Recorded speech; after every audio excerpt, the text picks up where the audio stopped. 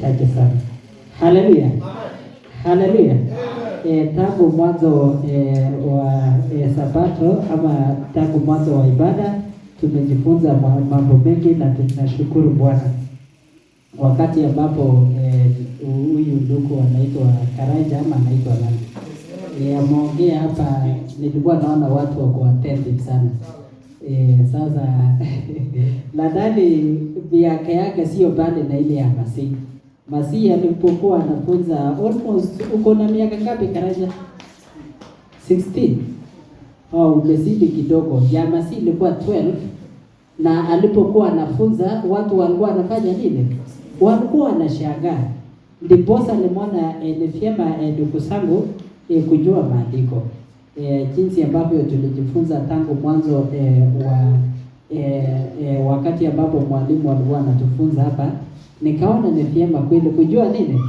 Kujua maandiko. Wakati ambapo unajua maandiko, utakuwa ukisaidika ukiwa wapi, uweze ukadanganywa, uweze ukapata watu ambapo wanafundisha mafundisho yasiyo ya nini? Yasiyo ya kweli. Kitabu tu kidogo, kitabu ya Wakolosai 3 mstari wa 15 na kitabu ya Zaburi 111.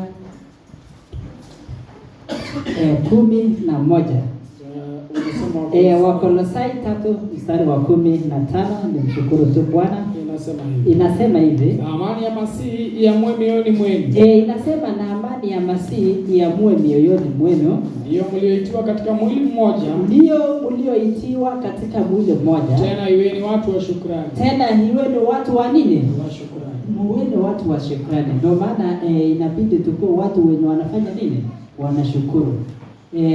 Katika pia wakati kama huu saa zile tuko katika kikundi pia, si tunaambia Bwana asante. Haleluya. Na kitabu ya 111. 111 Zaburi. Inasema hivi. Mstari wa kwanza. Inasema hivi. Haleluya. Haleluya.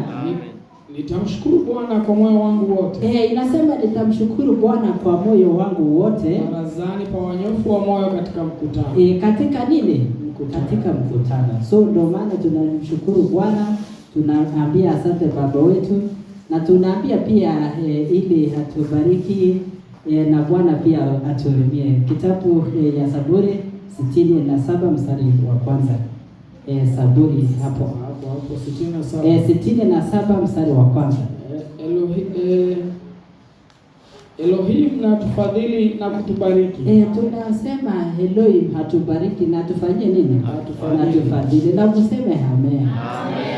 Na kutuangazia uso wake. Na kutuangazia uso wake. Amen. Bwana atukuzwe sana. Tunamshukuru Bwana na tunaambia tu waweza akatuhurumia, atuangazie uso wake, ili wakati ambapo tunatembea tutembee katika neema ya Bwana ambayo ndugu wetu wametufunza hapa. Haleluya.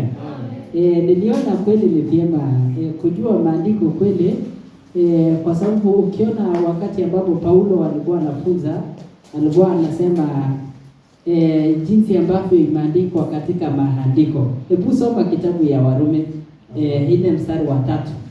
Warumi 4 aya 3 inasema, maana maandiko yasemaje? Unasikia jinsi ambavyo Paulo pia alikuwa anasema, kwa maana jinsi ambavyo maandiko inasema, Ibrahimu alimwamini Elohim. Ibrahimu alimwamini Elohim, ikahesabiwa kwake kuwa haki. Na ikahesabiwa kwake kuwa nini? Kuwa haki. So inamaanisha ya kwamba pia Paulo alikuwa anajua nini? Maandiko. Ni maandiko mingi, unaweza soma moja tu.